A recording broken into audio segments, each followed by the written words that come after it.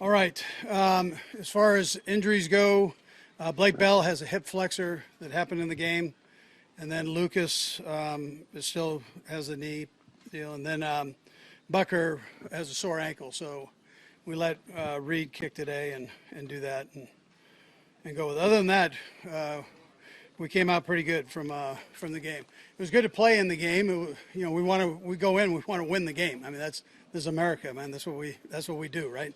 So I'm disappointed that didn't take place, but I like the experience that the young guys got, and we'll keep giving some of these guys some experience here with these preseason games. I think that's important. And then it was good to see the ones and the twos there jump in and do some good things, right? So there were some good things that came out of that as we went, and always room to be better, but we got some quality snaps in on both sides of the ball. And I thought our guys played at a decent level for right now, and did well. All right, with that, time's yours. Coach, you made some initial roster trimmings today, and one of the names that stands out to me is a guy like Lonnie Johnson. When you trade for a guy and you release a veteran at this point of training camp, what does that say about your confidence level in the young guys that are behind them? Yeah, so it does. I mean, it says that you have some trouble. We got to get better. We got to keep getting better. But we do see the potential there for that. So I think that's important. And Lonnie will hook on with somebody else. It gives him a chance to get with another team and do his thing there. I don't. They're still going through. These hip flexors aren't. This particular one that he had is a little bit unusual. So they're going through and kind of looking at it and seeing where we go with it. But I'll have more later for you. Yeah, you're right. When you looked at the tape, who jumped out at you? Maybe somebody you didn't notice from the sideline that you looked at on tape and you were really impressed. Yeah, listen, I'm not going to pick one person. You guys saw the game, so you saw guys that either had a lot of catches that haven't been here before. You've seen some of the pressures that we had from the defensive side, and breakups on balls. But to pick one person, I can't do that right now. Andy, with Blake too, it looked like he went down without contact. Just to be clear, with the field conditions, did it have anything to do with No, it actually happened on his touchdown. It actually happened there, and he felt like he could still go, and he went back in, then he went down. So, but we'll get it. He'll get fixed up and go. We'll see how that whole thing goes. Anticipate any problems for Butker going forward? I don't think so. I don't think so. I think he'll be okay. What were your impressions of Juan Thornhill as a holder? Yeah, Juan did good. Tommy had some family things he had to take care of, so he wasn't here. So Juan jumped in. It was good work for him, and he got. I thought he did a nice job. Both those two. I thought, Reid did a nice job too. Coach, what do you see about Danny Shelton out there? Yeah, he got some good work in. We're kind of monitoring him like we did Carlos and like the other guys that came in. So we just gave him part of the practice. He's a big body that's a good athlete, and he's had a lot of good downs in this, in this league. And so he was out there, and Brett wanted to add a little more in there, so he brought him in. So I think it's a good addition. You don't have some similarities as players? You don't have some similarities from when you were playing? Him? Danny? Yeah. No, I was a lot smaller when I played. I think I could probably fit in one of his legs right there. He's a big man. As you decide how much the starters play over these next two games, how much of a factor is it that you do have some new pieces, especially on offense? How much is that factor in here? The starters having a chance to play a little bit more. Yeah, we'll see. We normally take it up to a half or a quarter and a half, that type of thing. So we'll see where it goes. And I like what we got in the other day.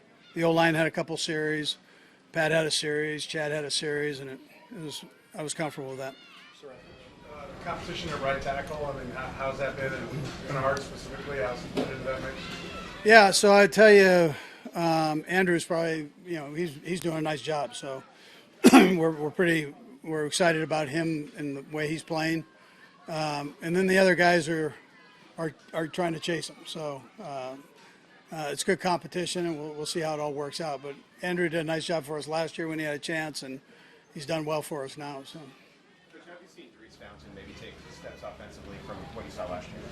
Yeah, it was good to get him back in there and get some work in, and I think he's more comfortable with the offense.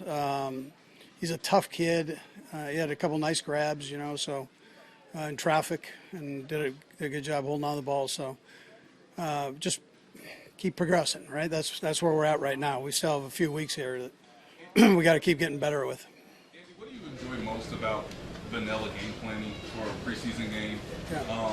When probably fans are more interested in seeing what you guys will eventually get to in September. Yeah, well, we have so many plays in right now. That's what you have to understand.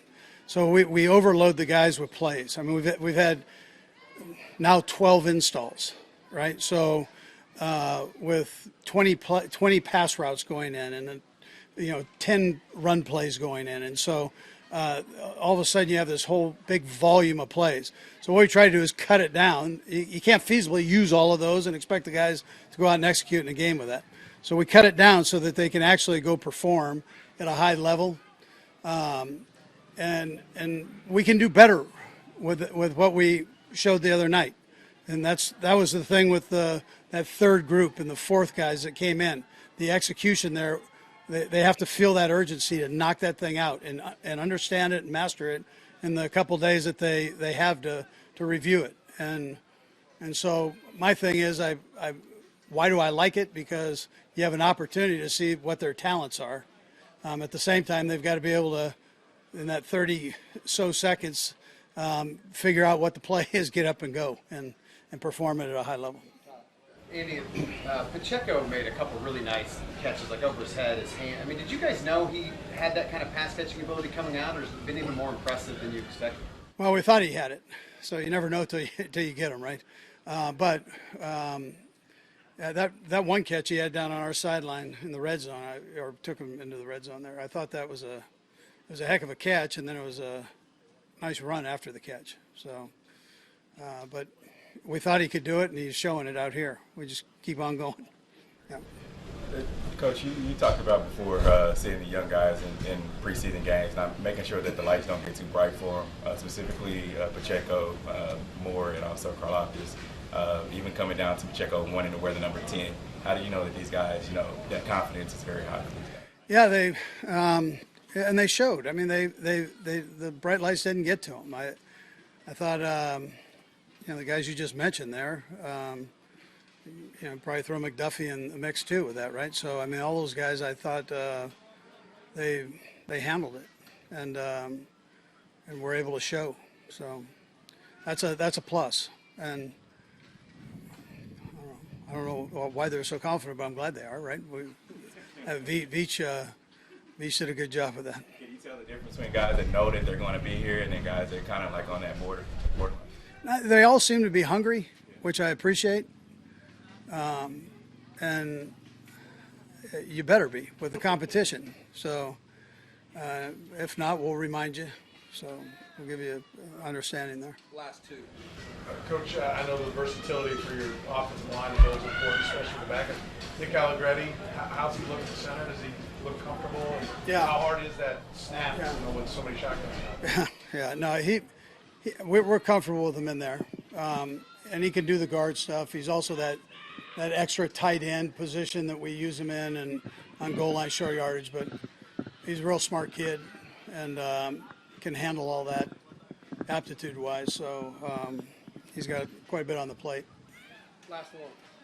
Freshman game, he took a lot of snaps on special teams and on defense, and still in the fourth quarter making plays. Leo Chenal. Yeah. I thought he made a ton of tackles out there. He was involved with a ton of tackles. He always seemed to be around the ball. I liked the effort that he put in, and he was accurate with the defenses that were called at that time. So I thought he did a nice job. All right. Thank you. Okay, good. Yep.